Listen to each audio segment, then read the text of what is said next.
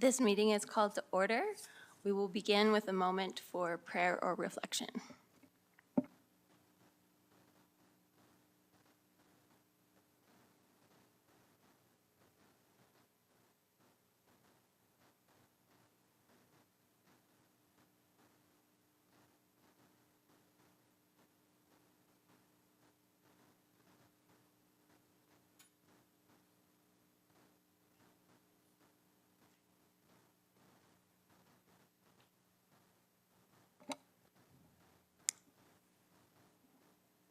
Thank you. Go ahead. First up, we have adoption of the agenda. Anything to add? Hearing none. Accept the agenda. Adoption of the minutes from our meeting of March the 21st. Are there any errors or omissions? Seeing none, the agenda is adopted. Moving on now to presentations. Our presentation tonight is Alberta, who's our Director of Finance. And Lola will be presenting on property tax principles and guidelines. Welcome, Director Barta. You have the floor. Thank you. Good evening, Your Worship and members of Council. This presentation is to provide an overview of the property tax principles and guidelines that will be used to set the upcoming tax rates. We will also be going through a few scenarios to illustrate how the guidelines are applied when setting the tax rates.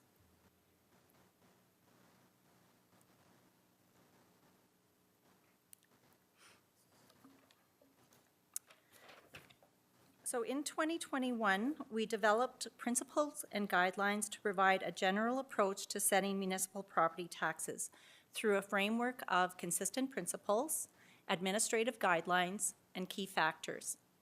These principles and guidelines are used to set the tax rates, understand the results compared to the previous years, mitigate the tax rate impact to property owners, understand the key factors that shift the tax burden, and minimize administrative complexity.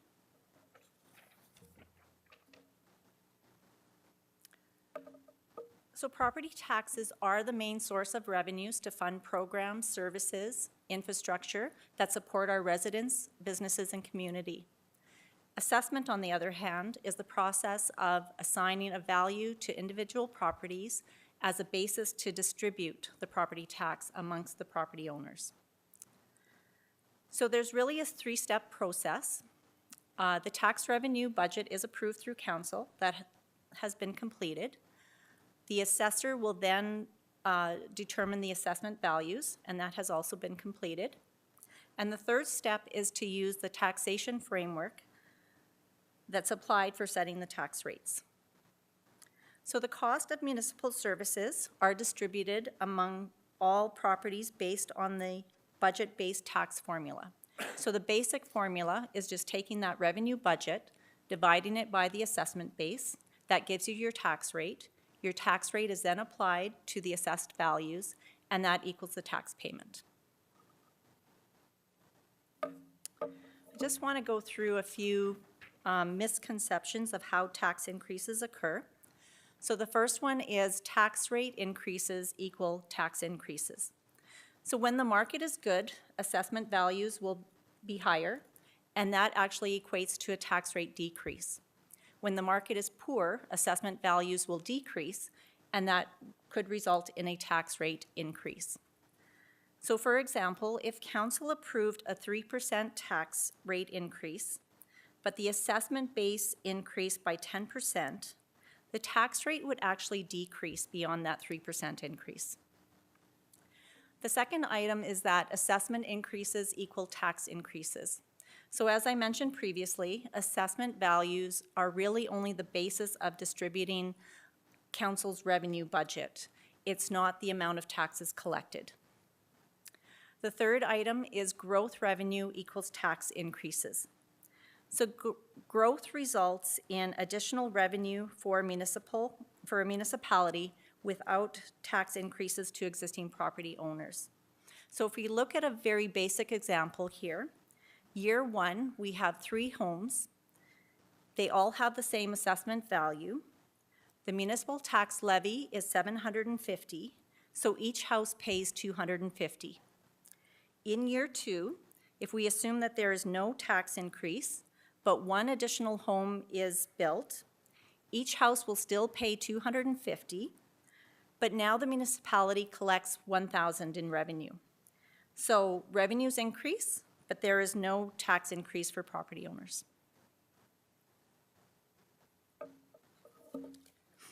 So as I mentioned, in 2021, Council aligned with the following principles and guidelines to form the foundation of decision-making when considering the setting of tax rates. So the principles are based on fairness and equity, predictability and stability, comparability, and transparency and visibility of the tax system.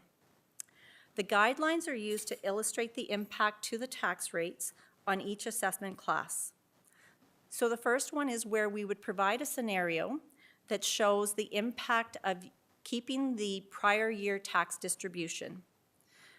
So using that, we would then see the impact to the tax ratios and the municipal tax levy changes. We would also then look at a scenario that kept the tax ratios the same, and then look at what that impact would be on the tax distribution and the municipal tax levy. Comparable tax ratios. So we do want those tax ratios comparable and within the range of other municipalities. We are also looking at keeping that tax ratio either the same as the prior year or looking at reducing that. Market value changes and assessment growth are also taken in consideration, and that's to ensure consistent and equitable distribution between assessment classes.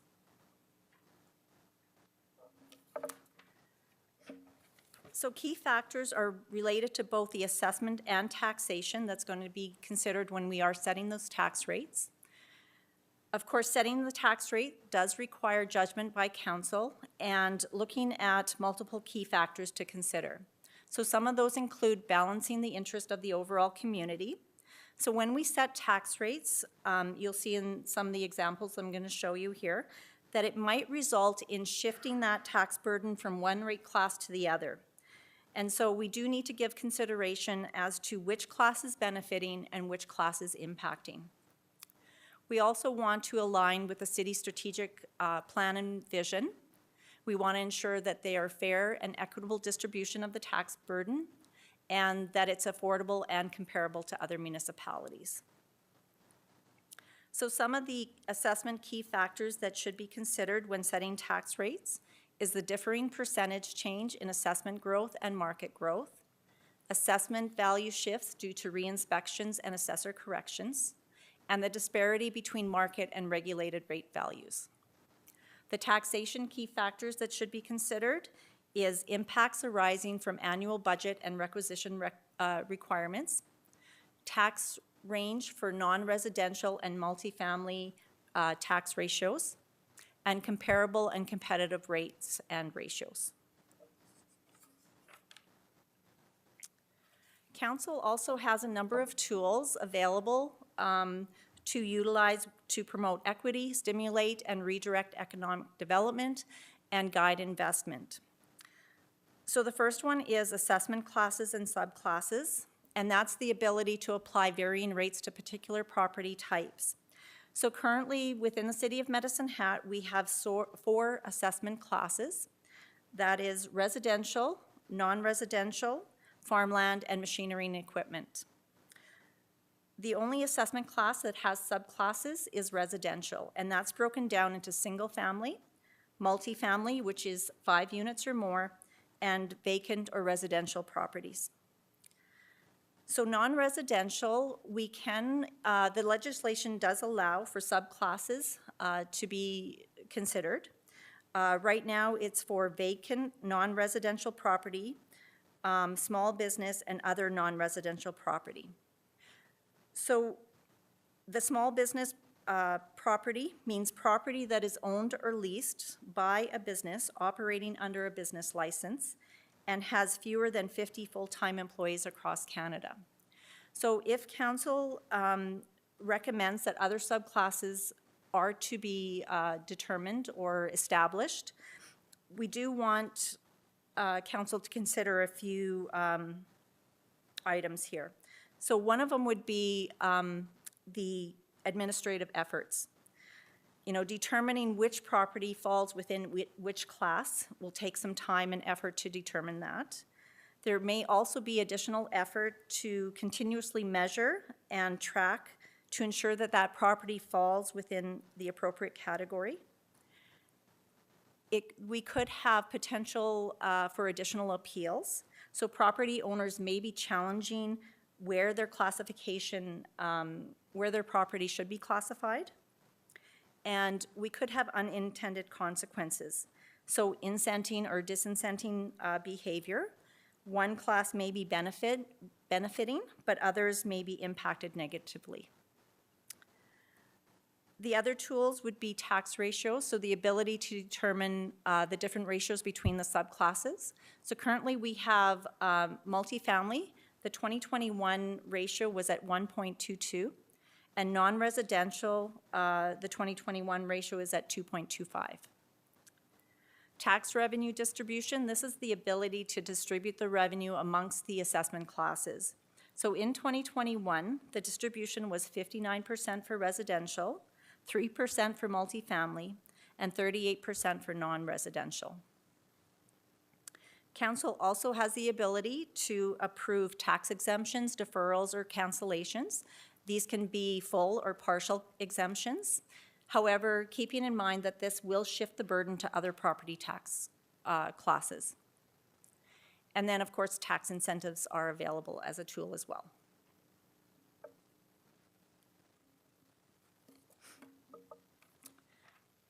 So the tax revenue is really determined through the budget process, and that distribution is determined using the tax principles and guidelines. As I mentioned, we do have the two ratios that are set for non-residential and multifamily. And if there is a desire to reduce that tax ratio between the property classes, we do have to keep in mind that that will shift that tax burden to other property classes. So just to be aware of that. So how can this be achieved without significantly shifting the burden? Well, there's a couple of ways. When setting the tax rates, we can ensure that that tax ratio remains consistent with prior years or reduces. So ratcheting down that tax ratio over time to achieve our desired target would actually still increase, shift the burden to other classes, but maybe do so in smaller increments. We could also look at ways to increase the assessment base, so that would allow that tax distribution to be allocated amongst a larger base.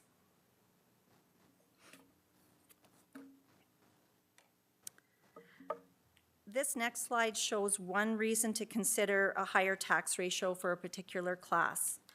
So what we're using in this example is the same size parcel. We're looking at a land size of 9,000 square feet. So on the left-hand side, we have two residential properties with 4,500 square foot lots. The assessed value on each of those homes is $350,000, which equates to $700,000 total. Using the 2021 mill rate for single family, that would equal around $4,700 in taxes.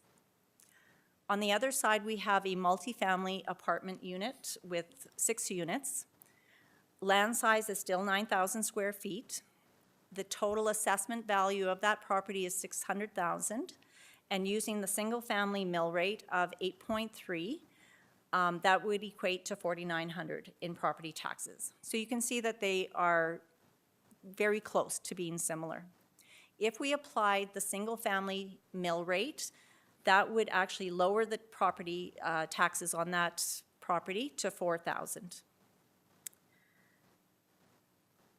So we could also look at other options here. Cost to service. So we do know that single family residential is one of the least efficient forms of development when considering the recovery of infrastructure. And so should they bear a higher tax burden? Reducing non-residential taxes to stimulate development. So how much influence this has is not really clear. You know, maybe it's more connected to smaller businesses, may have a bigger impact to attract smaller businesses. Council also has other options to incent that behavior. So if you want to increase commercial development or non-residential development, you know, we've got development incentives and other incentives that could be utilized to do that. Cost causation, we've talked about this in previous years. So how do we determine how much of municipal services a particular property class uses? That becomes very subjective and very hard to determine. So is that the right approach to take? I do want to mention that property taxes are not a fee for service, but a way of distributing the costs for local government services. The property taxes should be distributed fairly throughout a municipality as a way to fund municipal operations rather than a fee for service.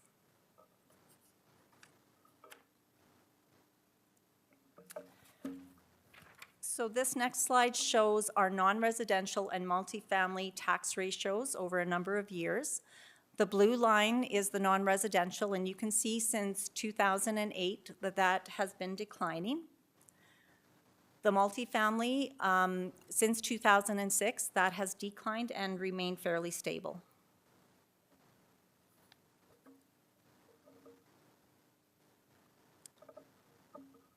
So non-residential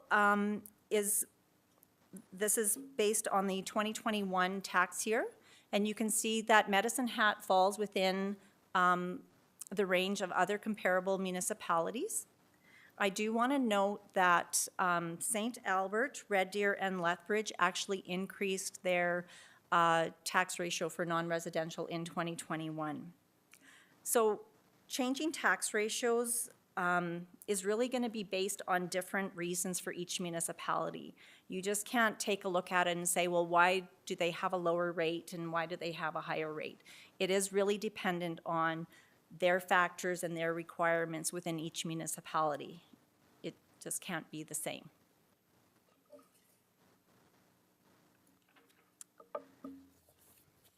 And so I just want to walk you through a few scenarios of how the principles and guidelines can be used. This is only for illustrative purposes, and it is comparing the 2020 to the 2021. And it's only the municipal tax levy, so it doesn't include any of the education requisitions. So in the first scenario, we have where the tax distribution stays the same and is applied against the new assessment values. So the yellow highlighted areas are the ones that are staying the same, and the pink highlighted boxes are the items that change. So in that first scenario, you can see that the tax ratio for multifamily decreases from 1.25 to 1.18, and the non-residential tax ratio increases from 2.21 to 2.31. So what impact does that have on our municipal taxes, or the tax impact? You can see that non-residential has a significant increase of 465. Multifamily actually is a decrease of 281, and very small change on single family. In the second scenario, we keep the tax ratio the same, and it's applied against the new assessment values. So the tax distribution increases for single family and multifamily, and actually decreases for non-residential. And the tax impact is mostly shifted to multifamily and single family in this scenario. Scenario 3 is keeping the mill rate for each class and having that increase equally. So you can see that the tax increase was 1.1% for each class. The tax impact increased pretty much equally across each class. And the tax ratios for multifamily decreased to 1.22, and non-residential increased slightly to 2.25. This scenario was recommended to council and was approved by council for 2021. I do want to mention that in 2021, council also approved providing a credit due to still businesses and residents going through COVID.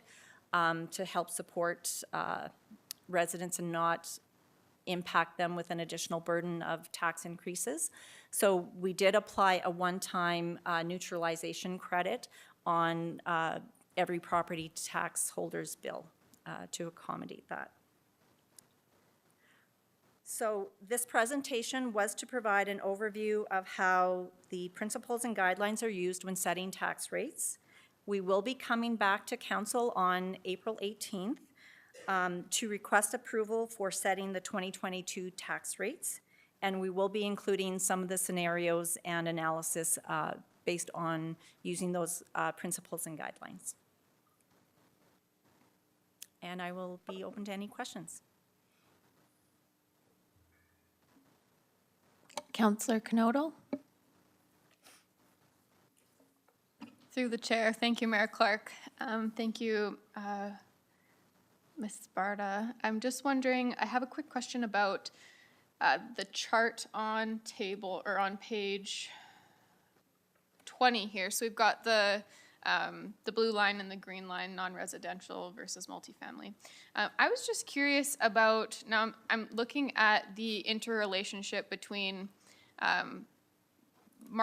the market at the time between, I'm just looking at the peaks here being between 2006 and 2008. And what would you say is the relationship between, like, we were going through a really positive influx in business in the oil and gas industry at that time. And what would you say, because the housing market and the market in general was going in such a positive direction, that it increased taxes at the time? I know you said that housing prices being higher would affect the tax rates. Could you tell me a little bit more about why that might have been the case? Yeah, I'm not sure if I can give you a definite answer, but if it was based on additional businesses coming into Medicine Hat, more business development, that would actually increase our tax base or assessment base. And so we wouldn't expect the ratios to go higher. So, yeah, not sure.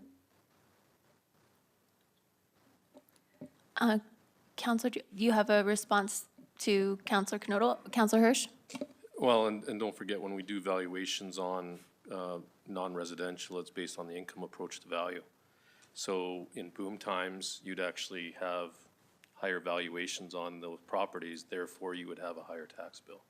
So in some ways, that's when you slice off now in aggregate, so if you've got a higher contribution of taxes compared to non-residential, it seems flat.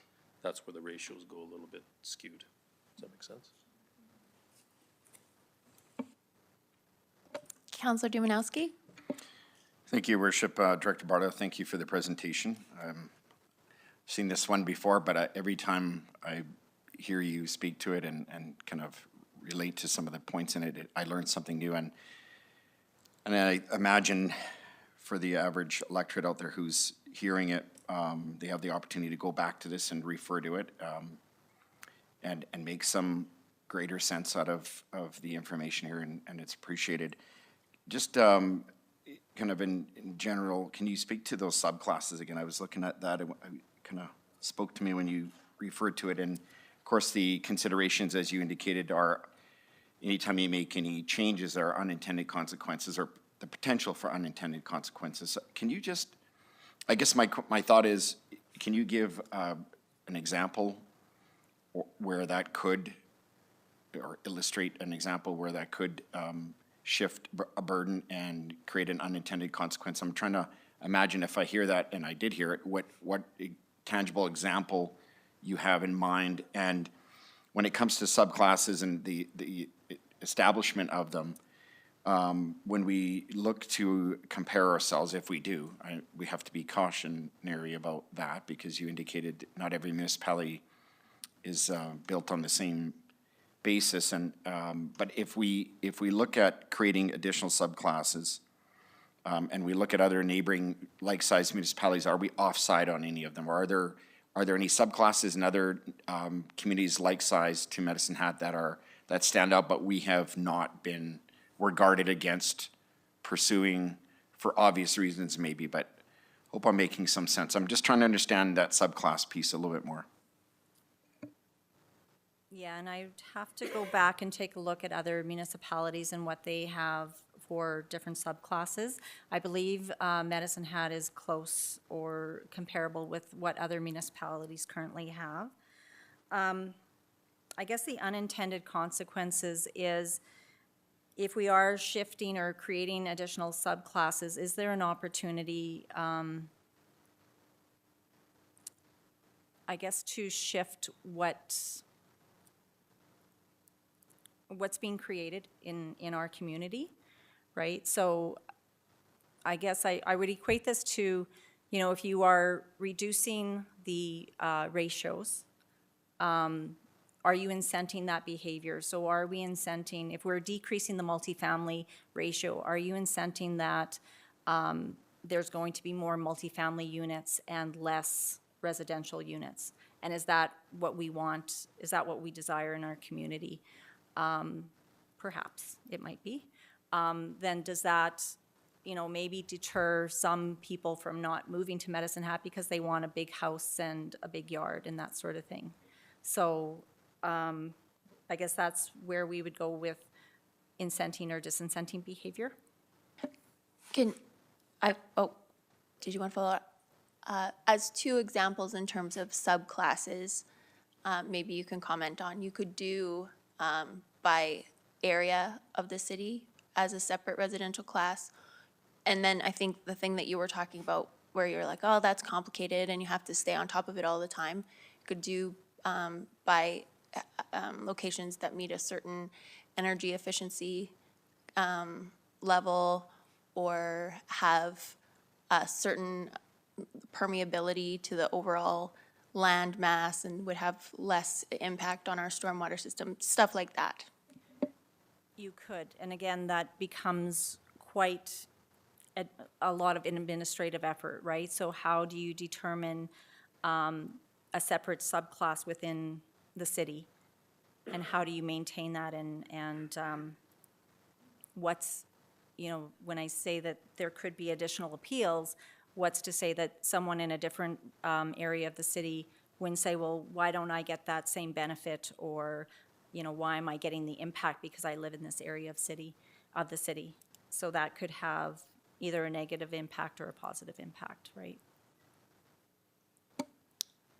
But if we created the class, and we would have to have some reasonable justification for doing so, and then what would the grounds for appeal be? Yeah, it could vary, right? I don't know what it could, I guess it could just be that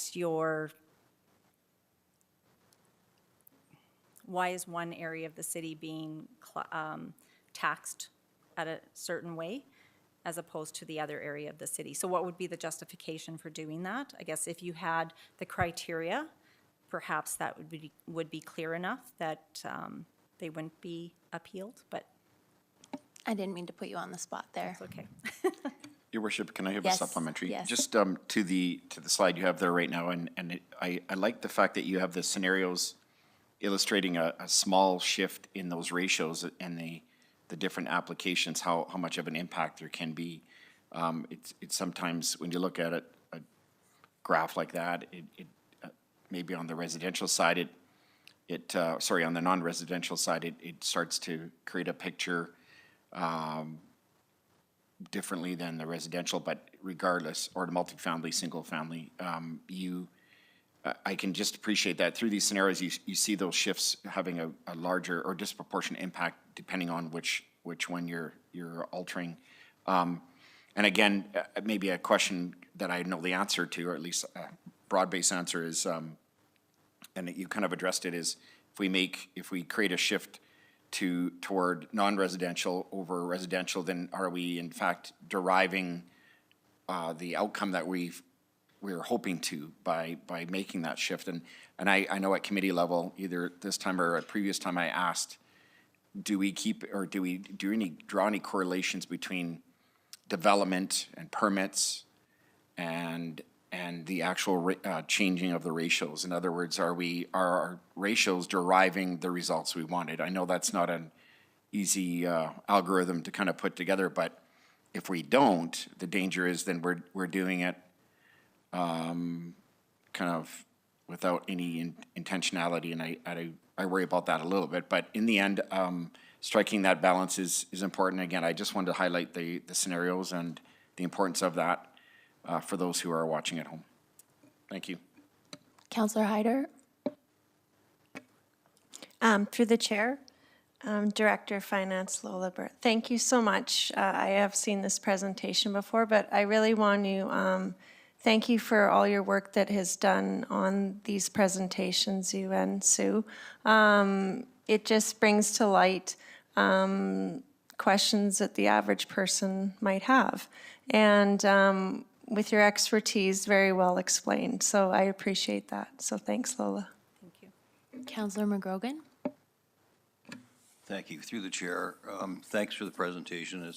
I'm one of those normal people that struggle through all this, and it's been a great education. I'm wondering if, just thinking of that, and we go to the slide on page 21, where it just shows the comparatives, and you did say you can't compare community to community. I get that. I do get it for a number of reasons. But it is a question that I think we probably all get a lot, is why are we in that upper end, that 2.25? So I'm just curious, and we've probably got it in a presentation or two, but I think it'd be good for folks to just hear it. Is there a way to say, if we squash that 2.25 down to whatever the mean is, if it's 2.05 or whatever, how much does that affect single family in a percentage or so what does that mean to the average homeowner in order, if, let's say we were trying to encourage economic development, but in doing that, we squash that number down, is there any number that you could give us or a percentage that would kind of make that clear? Yeah, actually. Thank you. So this slide shows bringing that non-residential down closer to 2.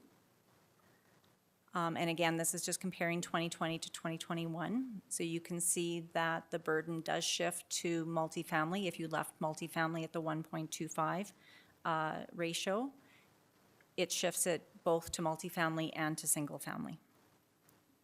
So quite a significant change for those two classes.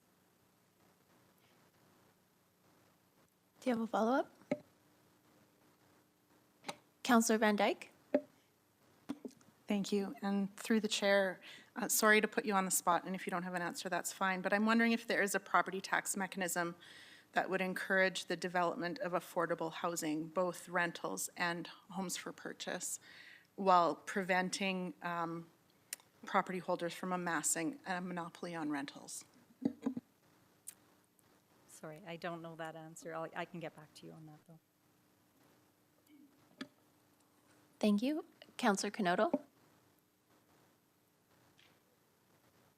Through the chair, thanks, Mayor Clark. Director Barta, my question is more to do with the philosophy of increasing taxes to promote services in our organization, in our community, and keeping our taxes low, making recruitment to the business community and existing businesses more viable and more, I guess, more affordable.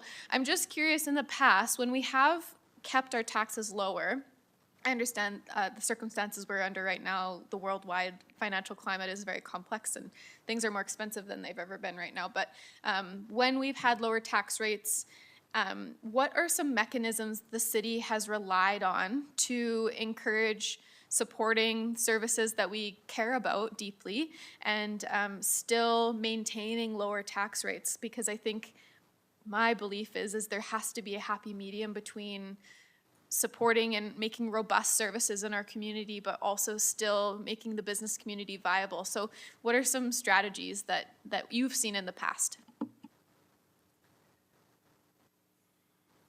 I guess whenever we're doing that, if we're not keeping up with inflation for property tax increases, it is impacting our financials, right? So with that in mind, we are utilizing our reserves to help bridge that gap. So to help fund some of our services, we are dipping into our reserves when we're not increasing property tax revenues. I don't know if that's a strategy. That is one of the things that we have done in the past to kind of provide maybe a lower increase to property taxes, but still maintain that level of service. And so there is a balance between, you know, how much can you afford to not increase property taxes? But if the expectation is that we continue to maintain that level of service, or, you know, maybe the expectation is that the services increase. So how do you create that balance if you're not, you know, if we're not increasing property taxes, how do you get that additional revenue to come in? You can look at other options, you know, user fees. That's going to impact more of our facilities, and then target a different area, you know, a residential area or group, consumer group, I guess. May I ask a follow-up? Yes? Okay, thank you. I appreciate that. That's very helpful. I just wonder, at the time that our NGPR was booming and we had a lot of additional revenue coming in, what was the reliance on subsidies? Would we subsidize services through the NGPR? And is that something that is, I understand that our community's kind of an anomaly in the sense that we have that, but do you know if there's any other communities that have departments or sections of their municipality that can subsidize, kind of like we have in the past? Yeah, I don't know if there's other municipalities. I know what other municipalities have done is they've created a tax stabilization reserve, and they've funded that in various ways. But that's what they use in order to, you know, if their budget is not balanced or the revenues are not there, the property tax revenues are not there, they will dip into that reserve to help fund part of that. And a community like Edmonton or Calgary who has an NMAX or an EPCOR, they would get a dividend that they could then apply to their operating costs as well. Is that right? I believe so, yeah. Okay. I'm not familiar, but yeah, I believe that they would get some benefit from those corporations that they have. Councillor Robbins. Thank you, and through the chair. Ms. Barta, I have a question on slide 7 of your presentation. And my question's not going to be as difficult as the ones you've just been asked. They seem quite difficult to me. So I'm looking at this lovely list of council's tools. I love tools. I love a toolkit. This is great. My question is about number 5. So brownfield development, we've discussed at this table a couple of times. We know that's a tax incentive that has driven growth in Medicine Hat. I'm not going to ask you the details of it, but we've seen that at this council before. And I'm just wondering about Bill 7, and if that's a tool that council has taken out of the toolkit, or has it not really been explored because it is relatively new? I'm just, I haven't seen that come to our attention yet in a presentation. Yeah, so this is part of the MGA section 364.2, and that's where it provides municipalities with economic development tools for the purpose of encouraging the development or revitalization of non-residential and machinery and equipment properties. I don't believe that we've taken advantage of that.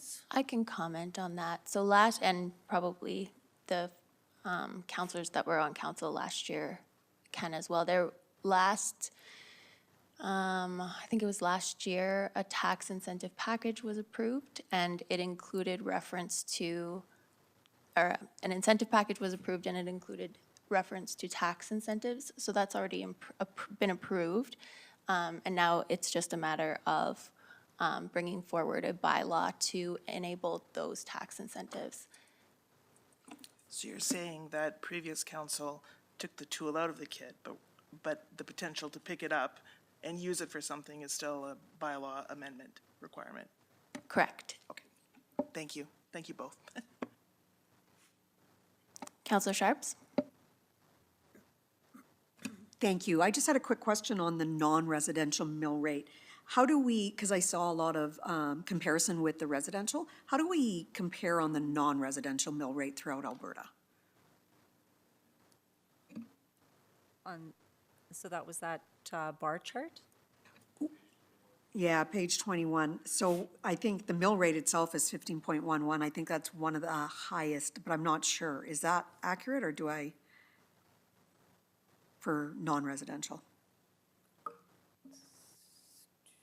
Yeah, so the mill rate for 2020, is this the slide that you're talking about? Yeah. So that would have increased for 2021. And you're asking how does that compare to other municipalities? If I recall, a while back, I read an article that we're actually quite high, and I'm not sure if that's accurate or if I remember that correct, for non-residential. Kind of to your point, if we want to attract multifamily homes, we want to lower. If we want to attract business, do we need to look at lowering that? Yeah, I know we have those numbers. I don't know off the top of my head where we sit in that range, but we can provide that. Counselor Hirsch? Well, and I think, so by far, this is a complex situation we find ourselves in. You got non-residential, multifamily, residential, coupled with, and one thing that I never really was a big fan when we compare municipalities, because we could compare Chestermere. Chestermere has a massive residential base, not so much non-res. You could pick any type of municipality, they're really, for the most part, it's almost oranges to apples comparison, even though I know we bring out this just to kind of give us a perspective in terms of where we're at. But I think, quite frankly, we need a sense of balance. So every individual here, whether you're business or residential, wants predictable taxation. So they want to know kind of roughly where their taxes are going to be. One thing that we don't necessarily subscribe to is, for example, is a machinery and equipment tax. Other municipalities rolls that. So how do you roll that into the comparison here? It's very difficult. So you got apples and onions and oranges, and we're trying to make heads or tails where we rank relative to, say, Alberta or otherwise. It's a daunting task. I think our approach in the past has been respectful in terms of sharing the tax burden, as Lola always rolls out.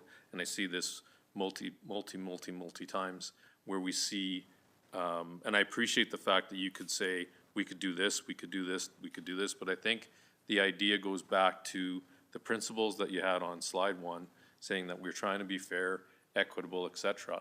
I'm a little bit worried if we start politicizing too much, because what ends up happening, of course, you get the opposite effect, because it's a basket. So if you need $10, how do you divvy up that $10 of services to different groups? And again, one that might gain is to the detriment of the others. So, you know, I've got the ghost of Councillor Samraj in my back of my head saying, like, they need to be, you know, that he was pushing, and I appreciate the fact that he was trying to push for a tax rate within the non-residential to 1. But by the same token, you look at, okay, what's the value from that? And I get people all the time on the business side saying, you know, we're providing a subsidy over others and that sort of thing. And I appreciate that. I think there's been a massive challenge to try and get that non-res down where it was upwards of 3 point whatever. And I think the intentionality behind that is the value proposition we bring to the citizens in terms of the goods and services, the paved roads, and everything that we provide. That's where I think we're gonna win. And I think we do provide great services in terms of the taxes that we levy. We talk about, you know, what does that mean for tax increases going forward? I think, relatively speaking, we need to pay it, as a council, we need to pay attention to the realities of inflation. Bank of Canada is at, I don't even know what it's at now, 6 point, you know, for a basket of goods and services, Meanwhile, we just finished off, and it was council trying to protect the taxpayer at 0%, et cetera. But really, at the end of the day, we're just kicking a can down the road where the inevitable is gonna happen, where we cannot be in this world of providing fantastic level of service for a very low amount of cost. So I guess in the end, I'm just saying I appreciate the fact of the effort that you guys have when it comes to the principles that you create of being fair and equitable as we move forward. Do I think we can move on non-res? Sure. But again, it's a balancing act. So again, thanks for that, Lowell. Appreciate it. Director Barta, when you come back with this presentation, I know that the assessments have been done, so we know what the value of the assessment classes are. Are you going to be able to model that for us in these different comparisons? Yes, absolutely. Yeah, we'll bring these scenarios back to council on April 18th. And with respect, you mentioned that we could do additional subclasses, but there's obstacles, obviously, anytime we change what we're doing. I'm just wondering, are some options going to be put forward, if not this tax year, but potentially next tax year, about what that could look like, and modeling out what the incentives and disincentives would be insofar as we can predict them? We could take a look at that, yes, if that's what council desires. Okay, well, I'm just speaking for myself, but when we get your next briefing note, we can talk about it again. Because I think, I appreciate Councillor Hirsch's comments about, not necessarily comparing us to other municipalities. On that same token, there is some innovative things that we could look into. I'm not saying we should do them, but be interesting to explore what kind of innovation we can do. And with taxes, it's kind of easy to see what the impact of each of those changes is going to be, and if it's going to be overly burdensome to a particular class. So I would be interested in seeing that, but we can discuss that as a council next time. Councillor Dumanowski, you have a comment? Well, Your Worship, I was just going to briefly respond to that Bill 7 question that Councillor Robbins brought up. So council did unpack it, but we never really got to use it. But the only thing I was going to say is I know for many years people have said, well, what are you guys doing to incent businesses to come here? How are you growing industry if you can't incent them? They often would hear the narratives of, in particular, the U.S. market, where you would hear the states giving, or the municipalities within the U.S. Giving all kinds of incentives that we were precluded from doing. I will say that the province did get it right in creating these opportunities for brownfield and tax incentivization, which we still have to make sense of. And I know the last council, other than unpacking and kind of putting it into practice or giving ourselves the opportunity, the next step was trying to identify what would be the metric or trigger point for an incentive, because it can start to become a really easy lever to start to pull. And as Director Barta said, when you pull money away from one area, it will have an unintended consequence elsewhere. But if that leads to a new growth in our tax base and more people moving here and new jobs, it kind of levels itself out. I know Councillor Hirsch was big on introducing that last time too, when it came to and the conversation tax incentives. Do we tie that to the number of jobs that an industry brings? Because on the one hand, you're incenting them to come by giving some kind of regulated tax increase or hold on increase for a period of time, but is it associated with the number of jobs they bring, permanent jobs, that being the case? So there's more to do there, and this council will, I'm sure, have the wonderful opportunity to explore that. But in the end, it is one pot, it is one assessment pool, and how we distribute it is always going to be the big argument that we're going to have to play out in the end. So thank you for the illustrations tonight. If I could just yeah, Director respond. Barta? Just a comment, I guess, we talk about reducing taxes for businesses, attracting businesses, which would be awesome. And like Councillor Dumanowski said, it does shift the tax burden to the other classes. So if a business is opening up here and they're getting that lower tax rate, are we actually attracting people to come and live here and work here if now they have to pay a higher tax rate for their residential property? So it is a balancing act, and we do try to do our best, not to have that impact hit one class or the other, right? So that's where the fair, equitable distribution comes to play here. Thank you. And my understanding is that Managing Director Van Ink's team has been working on moving that bylaw to a point where we will see it, and then the tool will be in our hand. Seeing no further questions, can I get a motion to receive the presentation for information? So moved. Councillor Dumanowski and Councillor Canoto. Thank you very much, Director Barta. Thank you.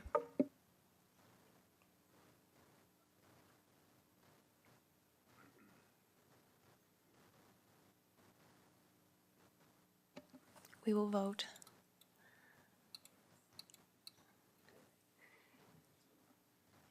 It's unanimous.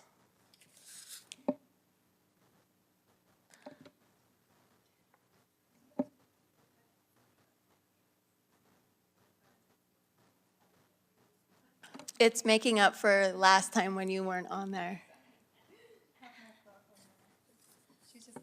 Oh, I'm not on there. I was looking. I voted yes. So moving on, the next item on our agenda is item 8.1, under reports, Energy and Infrastructure Committee meeting from March 17th, 2021. Sorry, 2022. I was reading it. Can I get a I'll motion. Second. Thank you. And I will note that that includes one item for adoption, and that's the administration looking for approval to move forward with exploring and implementing a clean energy improvement program, which is very exciting. Councillor Canoto? Thank you, Mayor Clark, through the chair.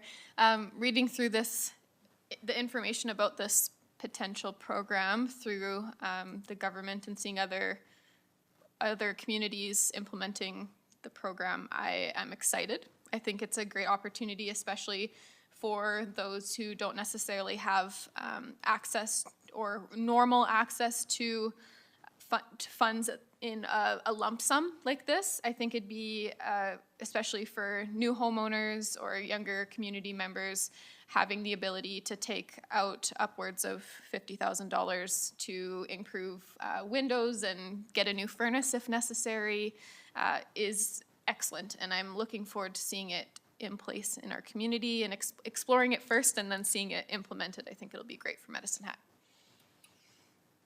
Councillor Hirsch? Well, it's not much of a question, just more, maybe I just would humbly request staff to give us a synopsis of what the item's all about, because it is fairly groundbreaking and innovative, and not everyone has access to the agenda. And there's people probably watching that just says, well, what's this all about? But I'm in favor of it.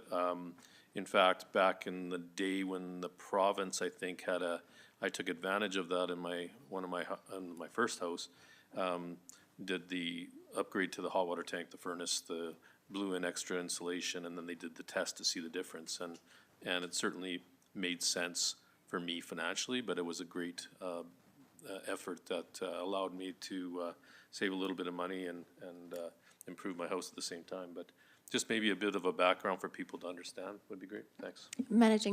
City Manager Mastel?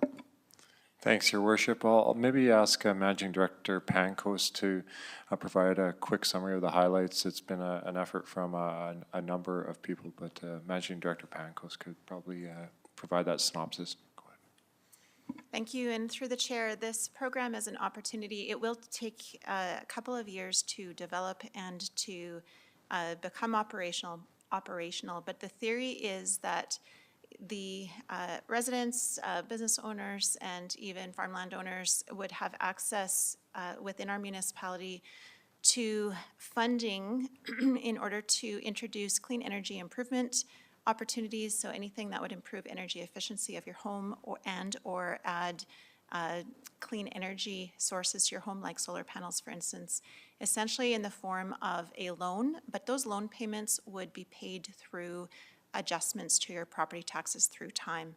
So it is an opportunity to have low-cost financing to achieve those energy efficiency upgrades and hopefully even have an opportunity to see that in a relatively short pay-off period, because you would see utility cost savings through those sorts of approaches. And it would be the city working with the Alberta Municipal Services Corporation to help design and implement the program, but essentially an extra tool in our toolbox. It could be something that is stacked with HatSmart as well. So you could receive opportunities for funding through HatSmart and then layer in any additional capital costs that could be accessed through this program.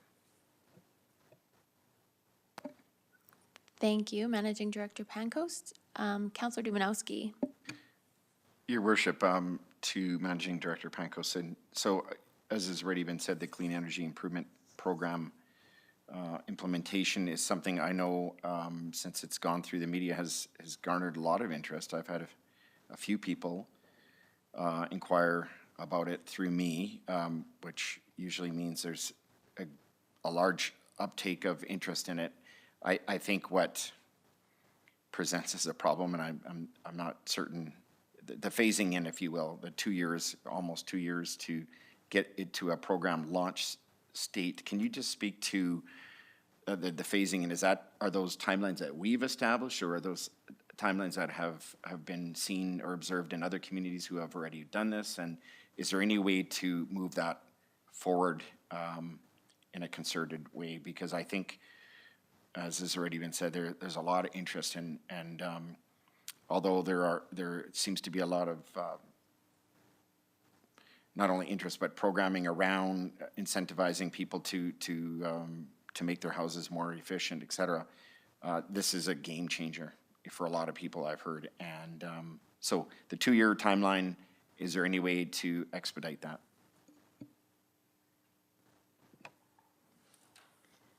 Thank you, through the chair, to Councillor Dumanowski. The estimated 2-year timeframe is actually reduced from what we have seen in other communities, looking to take advantage of the experience of other communities and be able to fast track to a degree. We are seeing so much interest across municipalities that there is now some congestion at the administrative level of Alberta Municipal Services Corporation. So their next intake won't actually be until Q3 of this year, of which we would look to participate with approval of council. And essentially, there are a couple of elements that we would look to do in parallel. One is preparation of our bylaw, which would allow us the specific mechanism to implement this type of program moving forward, as well as a market study. A market study is actually optional, but if we're looking to receive the lower cost debt financing through Federation of Canadian Municipalities, that is something that they require. I think it would also be of interest for our community simply because we probably have had more energy efficiency and renewable energy uptake through solar panels at our residential sector. So it would be quite interesting to see how the market study would suggest that this program would assist at the residential level compared to others, as well as expanding it to the business and commercial side. But we do want to be able to move this as quickly as possible, but it is in partnership with AMSC, Alberta Municipal Services Corporation, yes. So we are somewhat at their timeline, but we would look to be as ready as possible to ensure that's a very shortened period where we can. Just supplementary, Your Worship. So I appreciate that explanation, and interesting that it's actually been moved up to 2 years.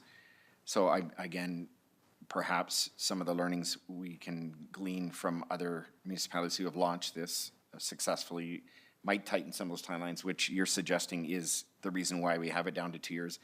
Probably a dumb question, but are any of these, can any of these phases be done outside of initial application? In other words, I can't find it exactly here, but I know there was a slide about creating a list of businesses that could do this work. And I don't know how much regulation there is around that, if it's done by them or if it's done by the municipality or done at the in concert with one another. But is there any way to do some of these phasing or pieces of the phasing in advance of actually getting applications, so we are in a ready state? Appreciate the question through the chair to Councillor Dumanowski. Absolutely.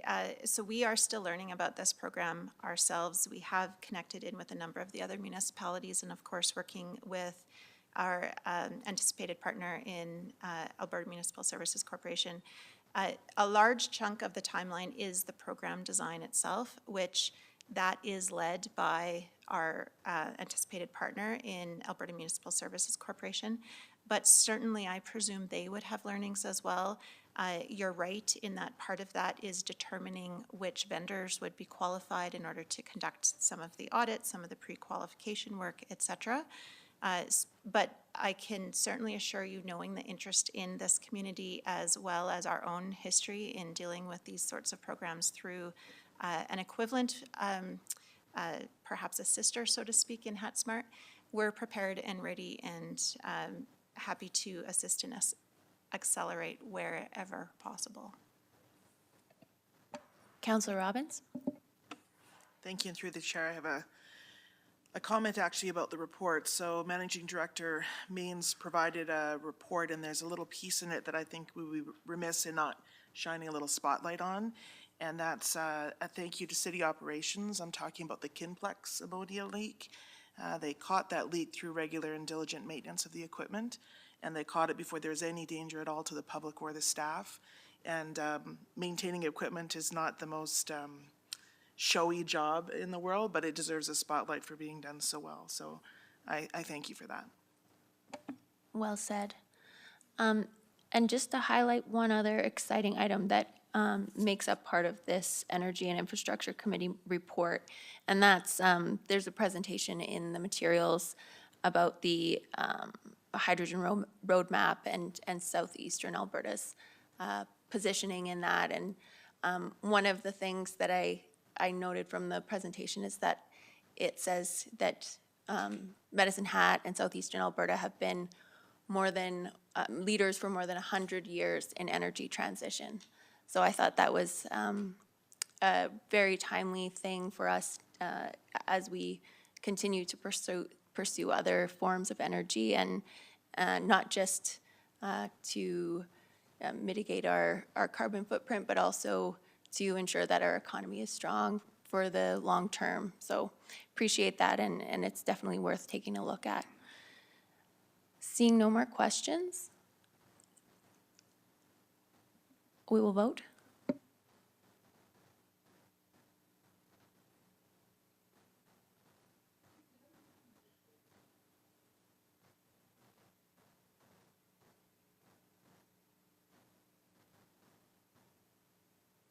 It's unanimous. The next item on the agenda is number 8.2, Administrative Committee Meeting from March 23rd, 2022. And there is one item, and that is for adoption, the proposed road closure of 14th Avenue Southwest. So moved. Second. Questions or comments?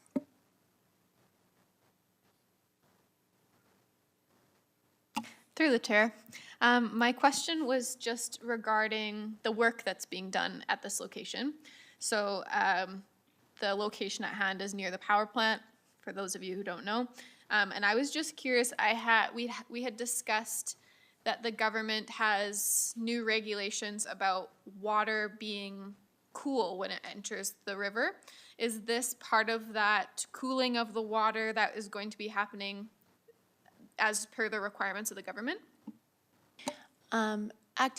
City Manager Mestel, perhaps Acting Managing Director Mock would be able to give a little bit of information about the project. Yeah, I think Acting Managing Director March would be best equipped to probably respond to these questions. Through the chair to Councillor Knodel. Yes, the road closure essentially is in preparation for the residuals treatment plant that should be starting construction later this year, closer to late summer, early fall. That will be located in the parcel immediately adjacent to the road. Hence why we are requesting a road closure so that it essentially extends the plant site across the road to the residual plant. That residuals treatment plant will treat the various sediments, process waste, the chemicals coming from the water treatment process to ensure that it meets all environmental regulations prior to going back into the river. One of those happens to be temperature as well. Councillor McGrogan? Very observant, thank you. Through the chair, I'm selfish. I live in the Harlow area. I'm seeing the diagram, and it looks like the beautiful bike trail that leads up is kind of enclosed in the parcel. Is there plans around moving that, or is it staying there? Sure there's. Through the chair to Councillor McGrogan. The bike path right now does appear as if it is in the parcel. However, as part of the project, we would look to either relocate that or the construction itself would actually be on the interior side of the bike path to maintain that trail access. Thank you. It's a well-used trail, and I'm sure there's lots of people that'd be happy to hear that. Thank you. Councillor Knodel? Thank you. Through the chair, just one more quick question regarding the location and will any trees be affected by this project? Through the chair to Councillor Knodel, I don't believe any trees will be impacted by this specific project. There aren't a tremendous amount of trees in that specific lot. The vast majority of the construction is actually closer to Powerhouse Road. It's just the physical size of the facility that's required. Seeing no further questions, we will vote.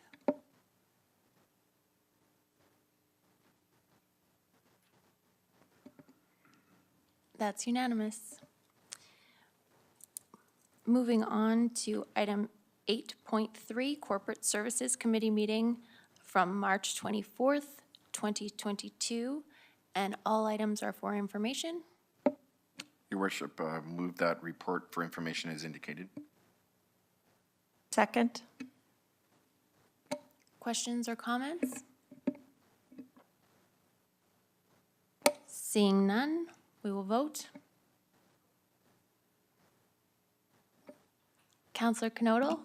I'll go quick. Thank you. Through the chair, Mayor Clark.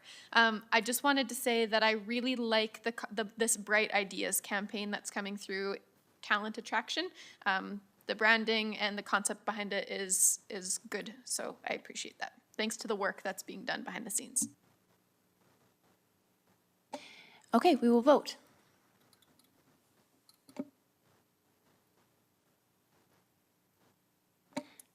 That's unanimous.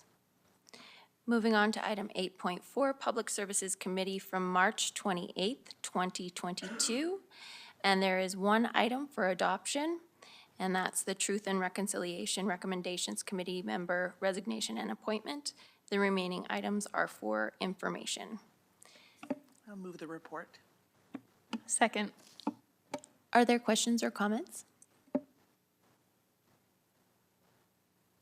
Councillor Knodel? Would it be appropriate, through the chair, would it be appropriate to speak to the new candidate that we are electing or approving at this time? That sounds completely reasonable, yes. Okay, so I have the pleasure of working alongside or working in the same building as Mr. Willier, Daryl Willier. He's from Northern Alberta and came to Medicine Hat to work for one of our local school divisions and is very human focused, a person that will certainly collaborate well and offer a lot of wisdom and expertise to a committee like this. I think that in our community, we have a very active and effective FNMI population, Indigenous population, and he brings lived experience as well as education more in a post-secondary sense to this committee, and I think he'll be great for our organization. Seeing no further questions, we'll vote.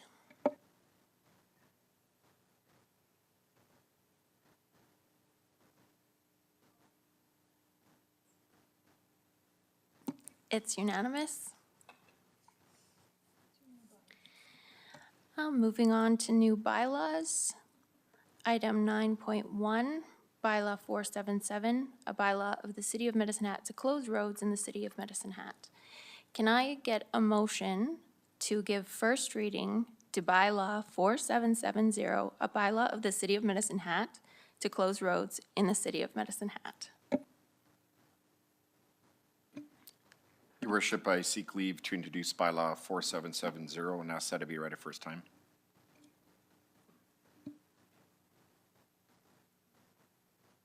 Second. Thank you. Are there any clarifying questions? Seeing none, we will vote.